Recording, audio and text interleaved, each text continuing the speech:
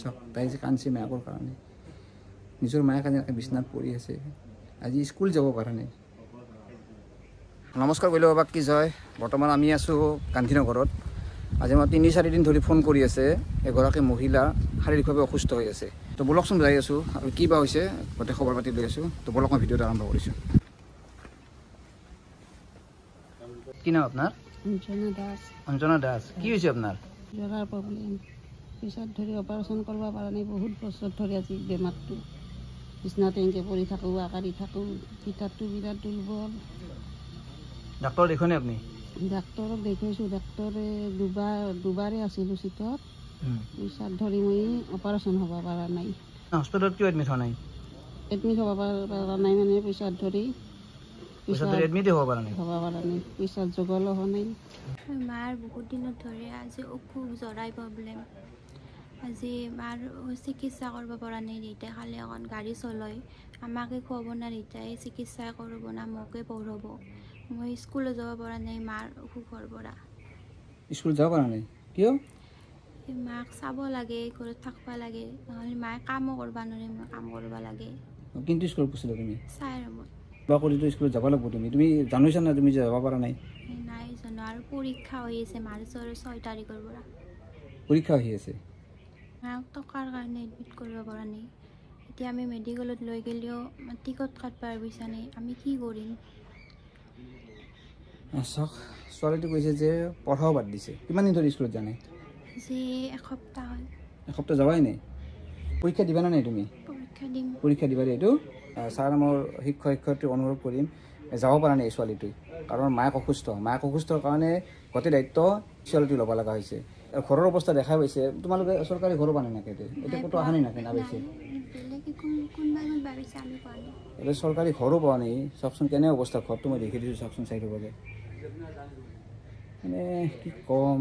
16 বছৰ বয়স 9ত পঢ়ি আছে চাৰাম স্কুলত পৰীক্ষা মাৰ্চত স্কুল চব বাদ দেখা পাইছে মাক অসুস্থ আজি বহুত দিন ধৰি বিচনাত পৰি আছে আজি নিজৰ ঘৰখনৰ দায়িত্ব গোটেই ল'ব লগা হৈছে কাৰণ মাক অসুস্থ নাকান্দা চাওক তাই চকুৰ পানী হৈছে কাৰণ তাইৰো ইচ্ছা লগৰ লগত ঘূৰবা ফুৰবা স্কুলত যাবা কিন্তু মাকৰ কাৰণে তাই আজি ঘৰতে থাকিব লগা হৈছে তোমাৰতো মন যায় ফুৰবা চাওক তাই যে কান্দিছে মাকৰ কাৰণে নিজৰ মায়ে কান্দি বিচনাত পৰি আছে আজি স্কুল যাব পৰা নাই পৰীক্ষালৈকে মাত্ৰ কিমান দিন বাকী আছে কিন্তু তাই আজি এনে বিপদত পৰিছে স্কুলত যাব পাৰে না মায়াকো কৰিব পাৰে এতিয়া স্কুল এৰি দিছে নিজৰ লাইফটোৱে তাই শেষ কৰি দিছে কিন্তু মায়াকৰ কাৰণে কিন্তু আমাৰো এটা দায়িত্ব আছে এই ছোৱালীটো যদি পঢ়া পাতি বাদ দিছে মায়াকৰ কাৰণে সেই পঢ়া পাতিৰ দায়িত্ব আমি ল'ব লাগিব তাই স্কুলত যাব পৰা কৰিব লাগিব যদি মায়াকক আমি সুস্থ কৰিব পাৰোঁ এই ছোৱালীটোও স্কুলত যাব পাৰিব চাওকচোন আজি মানে তাইৰ মুখখন দেখা পালেই গম পায় তাই কিমান দুখত আছে কি ক'ম বৰপেটাবাসী ৰাইজক অনুৰোধ কৰিম বেছি নালাগে অলপ দিয়ক এনেইতো আমি বহুত টকা খৰচ কৰোঁ আমি একদিন মাছ মাংস নাখাওঁ দিয়কচোন একদিন বাহিৰা বস্তু নাখাওঁ এই ছোৱালীটোক চাই মাকক অলপ সহায় কৰোঁ যাতে মাকক আমি সুস্থ কৰি আনিব পাৰোঁ এই ছোৱালীটোৰ মাকক যদি আমি চিকিৎসা কৰি সুস্থ কৰিব পাৰোঁ ইয়াত পৰা কিন্তু ভাল কথা একো হ'ব নোৱাৰে মই বাৰে গৈছোঁ বহুত টকা পইচা খৰচ কৰোঁ গতিকে এই ছোৱালীটোৰ মুখত দেখি চাই আমি মাকক অলপ সহায় কৰোঁ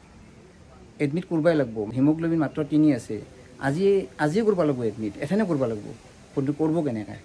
হাতত 1 টকাও নাই ঘৰৰ অৱস্থা দেখাই পাইছে কিন্তু আমি এডমিট কৰিমেই যেনেকৈ হওক আজি আমি এডমিট কৰিম মই অলপ পইচা দিম তুমি চিন্তা নকৰিবা এইটো আজি এডমিট হৈ যাব ঠিক আছে আজি এডমিট কৰিম আৰু এটা কাম কৰিব যদি পাৰে অলপ ৰেচনৰ ব্যৱস্থা কৰক কোনোবাই যদি অলপ দালি চেনি চাহপাত এনেকৈ যদি ৰেচনৰ ব্যৱস্থা কৰে মোৰ দোকানত দিব মই আহি নিজে দি যাম অলপ ৰেচনৰ ব্যৱস্থা কৰি দিয়ক আপুনি ৰেচন নিলি আপুনি 500 টকা ৰেচন দিছে তাৰে পৰা 100 টকাৰ এওঁলোকক ৰেচন দিয়ক চাব আপোনাৰ কাৰণে বহুত পুণ্য হ'ব আপোনাৰ ল'ৰা ছোৱালীৰ কাৰণে অলপমান আগবাঢ়ি যে মোৰ ল'ৰাটোৰ কাৰণে এইখিনি দিছোঁ মোৰ ছোৱালীটোৰ কাৰণে এইখিনি দিছোঁ এনেকৈ আগবাঢ়ি আহকচোন এই ছোৱালীটোৰ মুখত দেখি চাইলেই গম পায় আপোনালোকে তাই কিমান মানে চিন্তাত আছে মায়াক অসুস্থ আজি দেউতাকে ৰাতিপুৱা গৈছে কেইটকা পায় কোনো হিচাপ নাই পঢ়া পাতি বাদ দিছে তাইৰ লগৰ আপি একেলগে স্কুলত যাই আছে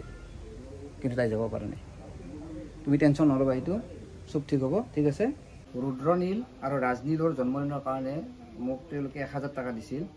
আৰু বিদ্যুৎ পাটোৱাৰীৰ জন্মদিনৰ কাৰণে 1000 টকা দিছিল টোটেল 2000 টকা মই 2000 টকা তোমাক দি দিছোঁ ঠিক আছে এই 2000 টকা লোৱা এইখিনি পইচা তুমি এটা কাম কৰিবা দেউতাই আহিলি দেউতাৰ জমা দিবা দাদিয়াটো আছে কিজানি পাৰলি তুমি এখন আজিয়ে পিলপিল এখন মাতি এডমিট কৰা ঠিক আছে আজিয়ে কৰা আৰু কিবা যদি অসুবিধা হয় ফোন নম্বৰটো মোৰ আছে ন মোৰ লগত যোগাযোগ কৰিবা ঠিক আছে তো আপোনালোকক মই এটা অনুৰোধ কৰিম আপোনালোকে অলপমান আগবাঢ়ি আহক অলপ দিয়কচোন 10 টকা 20 টকা 50 টকা যাই যেনেকৈ পাৰে এই ছোৱালীটোক চাই দিয়ক আপোনালোকৰো ছোৱালী আছে নিজৰ ছোৱালী বুলি ভাবি এই মুখত দেখি চাই অলপ সহায় কৰক গতিকে এওঁলোকক মই গুগল পে' নাম্বাৰ দি দিম আপোনালোকে যিমান পাৰে ভিডিঅ'টো শ্বেয়াৰ কৰক আৰু যাই যেনেকৈ পাৰে এই ছোৱালীটোক চাই অলপ সহায় কৰক যিহেতুকে হিমোগ্ল'বিন 3 আছে জানে হয়তো এডমিট কৰাৰ লগে লগে তেজৰ দৰকাৰ হ'ব মই আপোনালোকক অনুৰোধ কৰিম কোনোবাই যদি টেষ্ট দিব খোজে মোৰ লগত যোগাযোগ কৰক যাতে আমি হয়তো 3-4 ইউনিট টেষ্ট দিব লাগিব আপোনালোকে যিমান পাৰে ভিডিঅ'টো শ্বেয়াৰ কৰিব আৰু যাই যেনেকৈ পাৰে মই গুগল পে' নাম্বাৰটো দি দিম তাতে আপোনালোকে দিব ধন্যবাদ